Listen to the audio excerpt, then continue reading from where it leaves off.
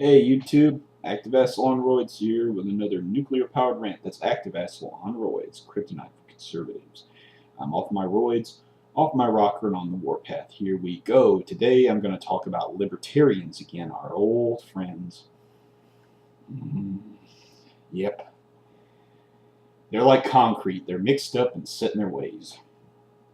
And today we're going to discuss the libertarian stance on environmental regulations and how that stance is detrimental to the market itself. So I guess we can just go ahead and get started. Okay.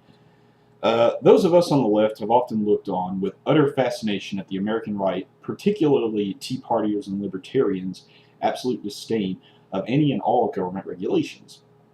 It's not that liberals, progressives, and social democrats lack a healthy distrust for government. It's that our own distrust of the state or any authority stops where the costs of said distrust outweigh the benefits. All things in moderation, including one's cynicism. Tea Partiers and Libertarians, however, cross this line, not as a byproduct of their ideology, but as a deliberate condition of their ideology. There comes a point where the tenets of one's ideology, one's creed, become self-defeating. There are few clearer cases of this than the libertarians' fervent disdain of environmental regulations. Environmental regulations, sorry, it's that time of year again, and the libertarian far right's utter contempt of such laws stand, in my own opinion, as the ultimate proof that libertarianism and the Austrian School of Economics are far from being the pro-market advocates they claim to be. Far from it, in fact. If the desecration and utter destruction of the environment has a negative effect on the market and people's ability to get into the market, as has been the case with environmental disasters in recent decades, how can libertarians claim with a straight face to be market advocates? How? Take the issue of human-caused climate change. Because of the Earth's overall temperature going up by 1 degree over the last few decades due to increased carbon emissions, we have seen an acceleration of the process of desertification around the world.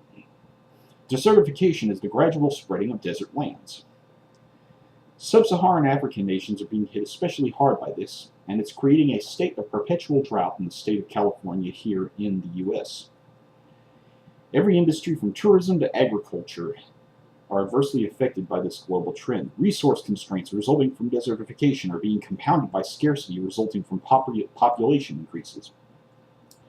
The end result is that there are fewer people able to partake in the fruits of the private sector. Fewer people, that is, potential entrepreneurs, are able to get into the market due to the barriers spawned from the very conditions of increased desertification. There's also the effects of massive bee die-offs one needs to consider, the reduction of earthworm populations, and the fungi die-offs that are occurring worldwide. All three of these organisms have one very important thing in common. They are essential to agriculture. Bees pollinate crops, and they're dying out because of man-made climate change. Fungi are essential to root growth in most ecosystems, especially in tree root growth and development. Many species of fungi are dying off because of global climate change.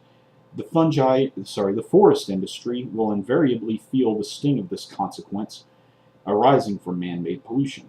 Earthworms are essential players in the decay and breakdown of biomatter and the returning of nitrogen to the soils for plant growth.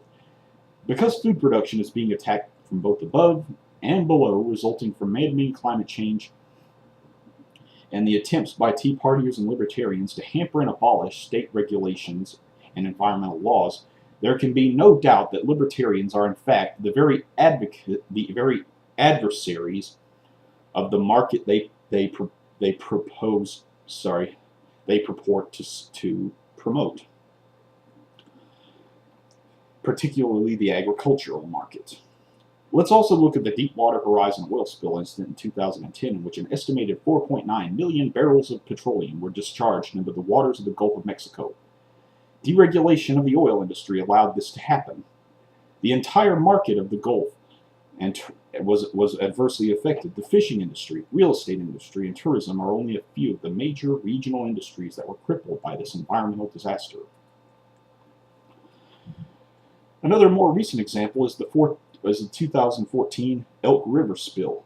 During this incident, over 7,500 gallons of crude 4-methyl cyclohexamethanol, how do you even pronounce that? A chemical used in the processing of coal, leaked from ruptured facilities into the ground near Elk River. People are still unable to drink the water, and the sad thing is that this isn't the only time this has occurred in the past 10 years in this area.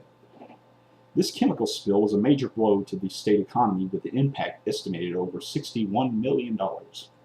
Restaurants and businesses were no longer able to use the water for food preparation, and so many had to close up shop.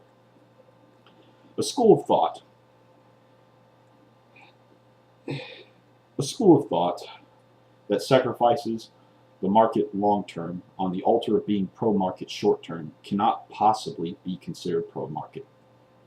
Such an approach to public policy is unsustainable in even the best of circumstances, because the proponents of the school accept consequences. Within libertarianism, there is not even the semblance of trying to prevent travesties of causation, and it is this utter lack of regard for the consequence of social responsibility that renders libertarian ideology detrimental to the very existence of the market. And that's Active Asshole on roids. Peace out, everyone.